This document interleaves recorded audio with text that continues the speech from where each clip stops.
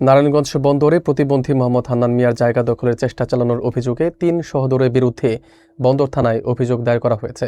হান্নানের মামা জানান, হান্নানের ক্রয়কৃত জায়গায় দোকান ঠিক করতে গেলে বিবাদীগণ বাধা প্রদান করে এবং অস্ত্রশস্ত্র দেখিয়ে হুমকি দিয়েছে।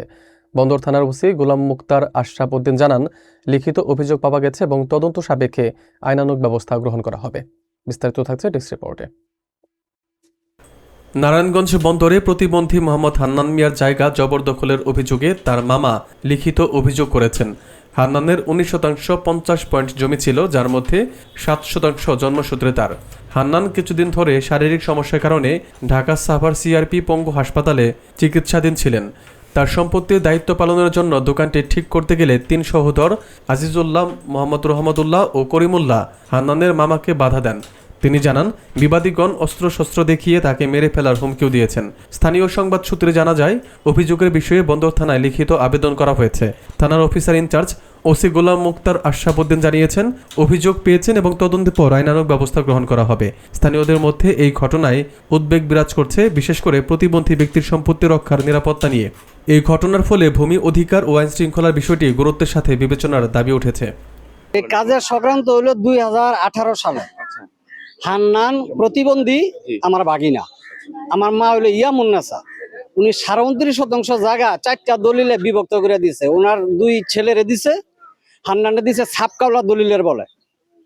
তো 4টা দলিলের মধ্যে একটা দলিলের মালিক হলো হান্নান, একটা মনোয়ারা হলো আমার মার নাতিন, আরেকটা দলিলের মালিক হলো আব্দুল আজিজ, আরেকটা দলিলের মালিক হলো সাতেক মিয়া আমার বড় ভাই, উনি মারা গেছে। তো হান্নানের 7, হান্নানের কাছে আছে। মনোরের 6.5% জায়গা আজিজুলের কাছে বিক্রি করছে। হারা হাগো 6.5 নিয়ে বুক করে খাইতেছে। আজকে সাংবাদিক ডাকার উদ্দেশ্য হইলো যে এই জায়গাটা পতিতপুর হয়েছে এবং বর্তমানে সিআরপি হাসপাতালে আছে। সে বলছে, মামা আমার শারীরিক অসুবিধা, আমার অর্থের প্রয়োজন, আমার দোকানটা ঠিকঠাক করে ভাড়া দেন, আমার কিছু অর্থ আছে। এটা হান্নানের, এটা হান্নানের, আর এটা হলো অন্য অন্য লোকের। তো এই দোকানটা ঠিক করতে গিয়া কয়েকবার ওই চেয়ারম্যানের, বর্তমান যে চেয়ারম্যান কামাল চেয়ারম্যান, ওনারা এখানে বসা হয়েছে জায়গাটার ব্যাপার নিয়ে। কাগজপত্র দেখে বলছে হান্নানের জায়গার মধ্যে কোনো রকম ত্রুটি নেই, যেহেতু ছাপকাওলা দলিল বলে হান্নানের মালিক 29% ভিতরে। যদি কোনো গাবলা থাকে পরের দলিলে থাকবো।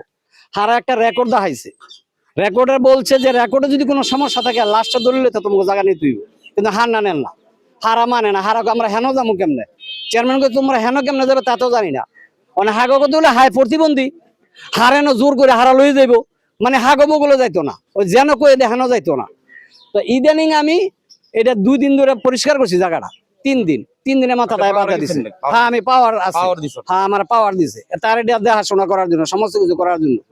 এটা নিয়ে বিভিন্ন ভাবে বিভিন্ন রকমের মামলা হয়েছে। হান্নানের বিরুদ্ধে মামলা দিছে কোর্টে থেকে। হান্নানের এই প্রতিবন্ধী দেখিয়া হারে মামলা থেকে বাদই করে দিছে, যা তার উপরে আন কোনো বর্তায় না। 3 দিন আগে হারা বাধা দিছে, কাজ করতে পারবো না। কেন কাজ করতে পারবো না? কইছে না, সবাই যদি জায়গা বুক করে খাইতে পারে হান্নানে খাইতে পারবো না কেন? তখন যাওয়া হয়েছে চেয়ারম্যানের কাছে।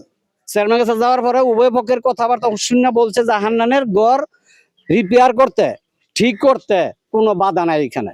যেহেতু রেকর্ডের মামলা সবাই মামলার মধ্যে আছে, তো সবার জায়গা যদি সবাই বুক করে রাখে হান্নানের সমস্যাটা কি? আজিজুল্লাহ হারাগুলো না করতে দিতাম না। কেন করতে দেওয়া হবে না? দিতাম না। তেমন সব বলছে ঠিক আছে, তোমরা যদি না দাও আর ওনারা কেমনে রিপেয়ার করবো সে ব্যবস্থা নিব। এই ক্ষিপ্তে আমি আইনানুগ ব্যবস্থা নেওয়ার পর আপনাকে এখানে আনছি যে তার এই প্রতিবন্ধীর জায়গাটা আমি উদ্ধার করার জন্য সার্বিক সহযোগিতা চাই আপনার কাছে। ধন্যবাদ।